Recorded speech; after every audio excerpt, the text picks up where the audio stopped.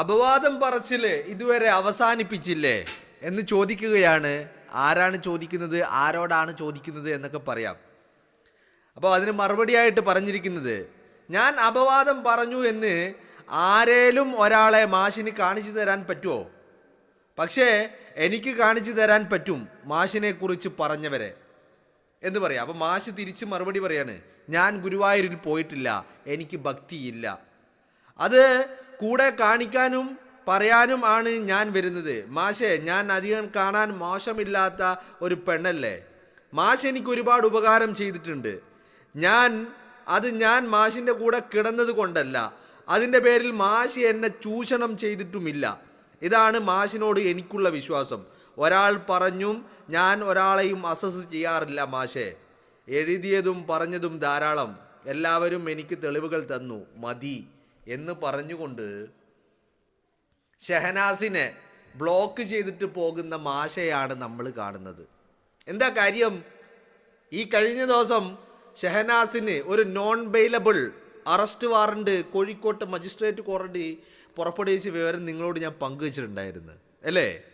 ആ പരാതിയിൽ, ആ അറസ്റ്റ് വാറണ്ട് പുറപ്പെടുവിച്ച പരാതിക്കാരനായിട്ടുള്ള VR സുധീഷ് എന്ന് പറയുന്ന വ്യക്തിയുമായിട്ട് ഷഹനാസ് നടത്തിയ സംസാരത്തിൻ്റെ ചാറ്റുകളാണ് ഇപ്പോൾ പുറത്തേക്ക് വരുന്നത്.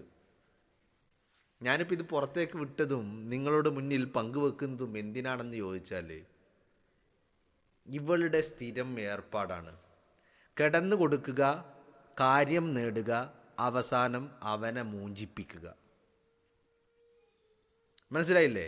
ഈ VR സുധീഷ് എന്ന് പറയുന്ന വ്യക്തിക്കെതിരെ അധിക്ഷേപങ്ങൾ പറഞ്ഞു നടന്ന്, അപവാദങ്ങൾ പറഞ്ഞു നടന്ന് അവസാനം ഗതിയില്ലാതെയാണ് VR സുധീഷ് പോയിട്ട് കേസ് കൊടുക്കുന്നത്. ഇവിടെ ഒരു കാര്യം നിങ്ങൾ നോക്കണം. ഇത് സ്ഥിരം പരിപാടിയാണെന്ന് മാത്രമല്ല, ഇവളുടെ ഒരു ലൈനുണ്ട്, ഒരു ഓപ്പറേഷൻ, ഒരു ലൈനുണ്ട്. എന്താണ്? ആ വ്യക്തികളുമായിട്ട് നല്ല പരിചയങ്ങൾ അല്ലെങ്കിൽ നല്ല ബന്ധങ്ങൾ കാത്തു സൂക്ഷിക്കുന്നത് പോലെയുള്ള ഒരു പ്രതീതി ഉണ്ടാക്കുക, അവരുമായിട്ട് നിരന്തരമായി ബന്ധം പുതുക്കിക്കൊണ്ടേയിരിക്കുക.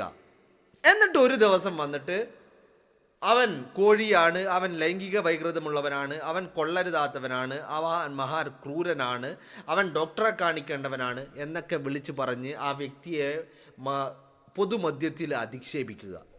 ഇത് തന്നെയാണ് ഈ പറയുന്ന VR സുധീഷിനോടും കാണിച്ചത്. മനസ്സിലായില്ലേ? VR സുധീഷുമായിട്ട് ഷഹനാസിനുണ്ടായിരുന്ന ബന്ധം എന്ന് പറയുന്നത് എല്ലാ അർത്ഥത്തിലുമുള്ള ബന്ധങ്ങളായിരുന്നു. മനസ്സിലായില്ലേ?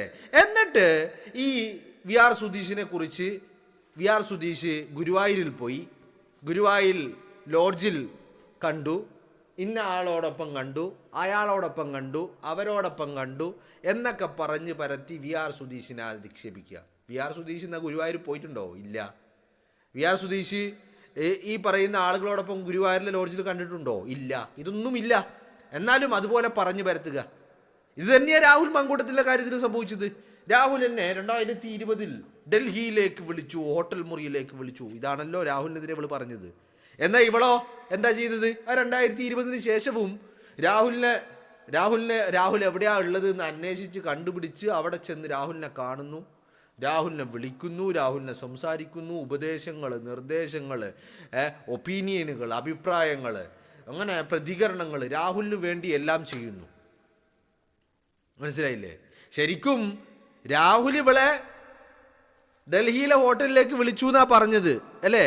ശരിക്കും രാഹുലിനെ ഇവളാണ് വിളിച്ചത്. എവിടെ? ബുർജ് ഖലീഫ കാണിച്ചു തരാം, എനിക്കവിടെ പെൻറ്റ് ഹൗസിൽ ഫ്ലാറ്റ് ഉണ്ട് എന്ന് പറഞ്ഞിട്ട് രാഹുലിനെ ദുബൈയിലേക്ക് ക്ഷണിച്ചത് ആരാണ്? ഈ പറയുന്ന ഷഹനാസാണ്. അപ്പം നിങ്ങളൊന്ന് ആലോചിച്ച് നോക്കൂ. ഇതൊരു സ്ഥിരം ഏർപ്പാടാ. ഈ രാഹുലിനോട് ചെയ്തത് ഇതിന് മുൻപ് ചെയ്തിട്ടുണ്ട്. ആരോട്? VR സുധീഷ് എന്ന് പറയുന്ന ഈ പരാതിക്കാരനോട് ചെയ്തിട്ടുണ്ട്.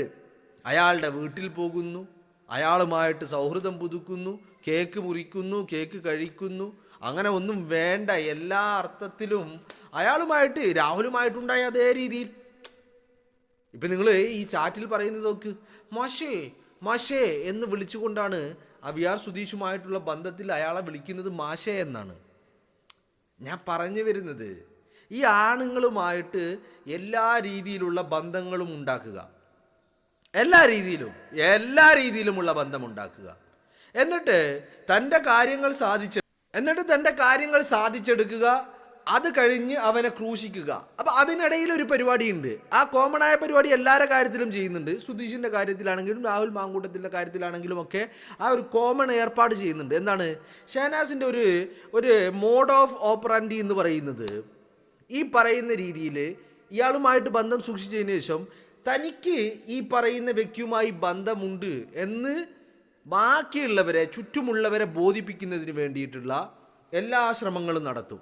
ഇപ്പം നിങ്ങൾ നോക്ക്, രാഹുൽ മാങ്കൂട്ടത്തിനെ നിലമ്പൂർ, ഞാനിപ്പോൾ ഏറ്റവും റീസെൻറ്റ് ടൈം ലൈനിലുള്ള കാര്യങ്ങളാണ് പറയുന്നത്.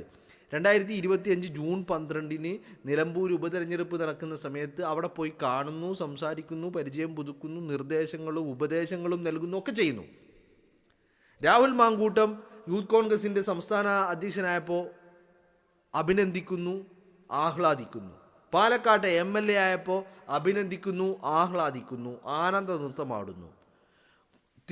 ദുബൈയിലേക്ക് ബുർജ് ഖലീഫയിൽ പെൻറ്റ് ഹൗസിൽ തനിക്ക് ഫ്ലാറ്റ് ഉണ്ടെന്ന് പറഞ്ഞ് അങ്ങോട്ട് വിളിക്കുന്നു. അപ്പം ഞാൻ പറയുന്നത് ഇതൊക്കെ ചെയ്തത് എന്തിനാ? അപ്പോൾ സോഷ്യൽ മീഡിയയിലൂടെ രാഹുലിനെ അഭിനന്ദിച്ചതും രാഹുലിനെ അനുമോദിച്ചതും ഒക്കെ എന്തിനാ? ഇത് തനിക്ക് രാഹുലുമായിട്ട് ബന്ധമുണ്ട് എന്ന് സ്ഥാപിച്ചെടുക്കാൻ വേണ്ടിയിട്ടാണ്. അതേ ശ്രമങ്ങൾ തന്നെയാണ് ഈ VR സുധീഷിൻ്റെ കാര്യത്തിലും നടത്തിയത്. VR സുധീഷിനെതിരെ അപവാദം പറഞ്ഞ് നടക്കുന്നതിന് മുമ്പ് VR സുധീഷിനെ പോയി കാണുന്നു.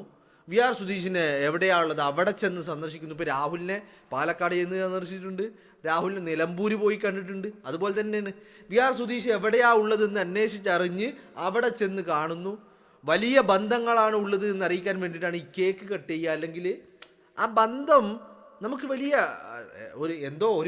ആദ്യം ഫസ്റ്റ് കണ്ട ഒരു ദിവസത്തെ പരിചയമല്ല, കാലങ്ങളായിട്ടുള്ള ബന്ധമാണ്. അല്ലെങ്കിൽ അറിയുന്ന ആളുകളാണ്, പരിചയമുള്ള ആളുകളാണെന്ന് വരുത്തി തീർക്കാൻ വേണ്ടതൊക്കെ ചെയ്യുക.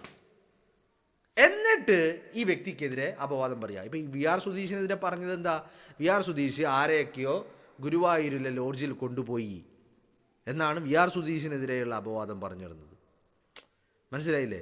അപ്പോൾ ഈ അപവാദം പറയൽ നിർത്തിക്കൂടെ? ഇത് നിർത്തിയില്ലേ എന്ന് ചോദിക്കുമ്പോൾ ഞാൻ അങ്ങനെ പറഞ്ഞിട്ടില്ല എന്ന് ആര് പറയാ? ഷഹനാസ് പറയാം. അപ്പോൾ VR സുധീഷ് എന്ന തിരിച്ചു മറുപടി അറിയുന്നത്, താൻ പറഞ്ഞതിനുള്ള തെളിവുകൾ എൻ്റെ കയ്യിലുണ്ട് എന്ന് പറഞ്ഞിട്ട് ഈ പറയുന്ന ഷഹനാസിനെ ബ്ലോക്ക് ചെയ്യുകയാണ് ചെയ്യുന്നത്. അപ്പം നിങ്ങളൊന്ന് ആലോചിച്ച് നോക്ക്. അപ്പോൾ ഇതൊരു സ്ഥിരം ഏർപ്പാടാണ്. ആണുങ്ങളെ മാക്സിമം യൂട്ടിലൈസ് ചെയ്യുക, അവൻ്റെ കാര്യസാധനത്തിന് വേണ്ടി എന്തിനും തയ്യാറായി നിന്ന് കൊടുക്കുക. മനസ്സിലാവുന്നില്ലേ?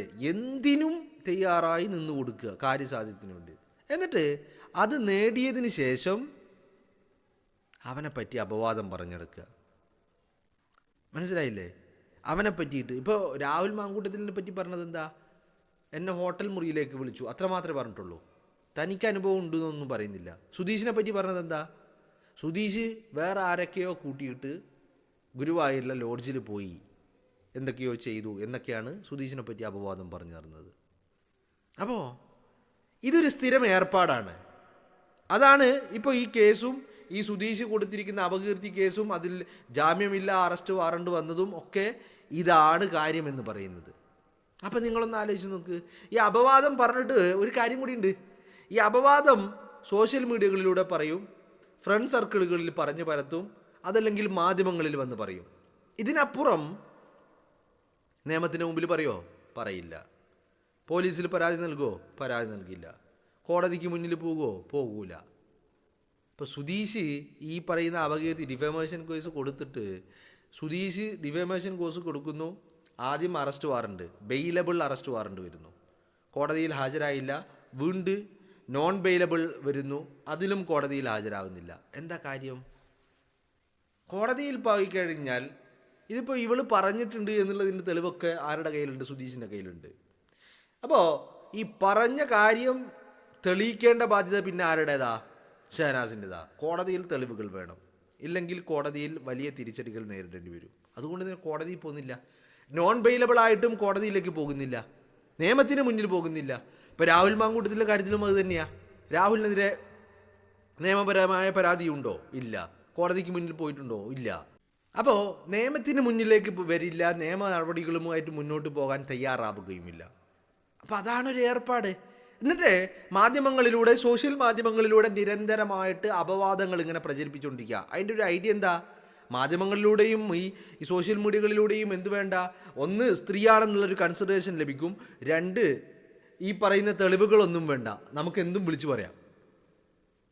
അതാണ്. കോടതിയിൽ പോയാൽ അത് പറ്റില്ല. കോടതിയിൽ പോയാൽ പറയുന്ന കാര്യങ്ങൾക്ക് തെളിവുകൾ വേണം, മെറ്റീരിയൽ എവിഡൻസുകൾ വേണം. അതുകൊണ്ട് കോടതിയിൽ പോകില്ല. ഇതാണ് ഷഹനാസിൻ്റെ ഏർപ്പാട് എന്ന് പറയുന്നത്. എന്നിട്ട് ഇപ്പോൾ കഴിഞ്ഞ ദിവസം ഞാനിപ്പോൾ ഇന്നലെ ഈ ഷഹനാസിനെ കുറിച്ച് അവളൊരു ഇൻ്റർവ്യൂവുമായി ബന്ധപ്പെട്ട ഒരു വീഡിയോ ഇട്ടപ്പോൾ എന്നോടൊരാൾ ചോദിച്ചത് ആരാണ് ഈ വേശ്യകളെയൊക്കെ ഇൻ്റർവ്യൂ ചെയ്യുന്നത് എന്നാണ്. വളരെ കൃത്യമല്ലേ? നിങ്ങളൊന്ന് ആലോചിച്ച് നോക്ക്. ഇപ്പം അതിനൊരു പുതിയ വേർഡുണ്ട്. എന്താണ്? ഞാൻ ബോൾഡാണ് എന്നൊരാൾ പറയുന്നുണ്ടെങ്കിൽ അതിൻ്റെ അർത്ഥം എന്താണെന്നറിയാമോ? ഞാൻ വേശ്യയാണ് എന്നാണ്. പരവേശ്യ പരവെടിയാണ് ഞാൻ എന്നാണ് അതിൻ്റെ അർത്ഥം. മനസ്സിലായില്ലേ? ഞാൻ ഇന്നാൾ എന്നൊന്നും പറയുന്നില്ല. അങ്ങനെ ആരെങ്കിലും പറയുന്നുണ്ടെങ്കിൽ നിങ്ങൾ കൃത്യമായിട്ട് അന്വേഷിച്ചോ, ആ വ്യക്തി പരവേശ്യായിരിക്കും. വേശ്യ എന്ന് പറഞ്ഞാൽ പരവെടി, പണത്തിന് വേണ്ടിയിട്ട്, പണമുണ്ടാക്കാൻ വേണ്ടിയിട്ട് പോയി കിടന്നു കൊടുക്കുന്ന കൂട്ടത്തിൽ പെടുന്നതായിരിക്കും അത്. അന്വേഷിച്ചോ നിങ്ങൾ. ഞാൻ പറയുന്നത് തെറ്റാണെങ്കിൽ